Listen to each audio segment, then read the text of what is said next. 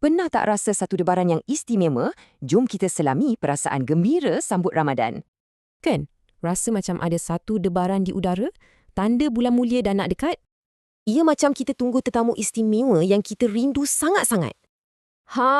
Masa ni lah hati kita rasa berbunga-bunga dan semangat pun membara. Lepas tu, saat yang kita nanti-nantikan, akhirnya tiba. Wah, pengumuman tu bergema di mana-mana. Terus rasa gembira yang meluap-luap. Dengan hati yang penuh suka, kita ucapkan selamat datang, wahai bulan mulia. Ucapan kita makin kuat kan sebab kita semua teruja sangat. Lafaz ni menyatukan kita semua dalam satu rasa gembira yang sama.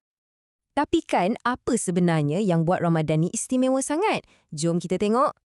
Rasa gembira ni ada sebabnya. Ia datang dari janji-janji rohani yang sangat mendalam. Ramadan ni bulan untuk kita cari ketenangan, rasa damai dalam hati. Perasaan damai macam ni lah yang kita semua hargai sangat sepanjang Ramadan. Suasana Ramadan yang istimewa ni betul-betul bagi kita satu semangat yang baru. Dan inilah janji kita, nak bawa semangat Ramadan ni sepanjang hayat kita. So, persoalannya, macam mana kita nak kekalkan semangat ni bila Ramadan dah berakhir nanti?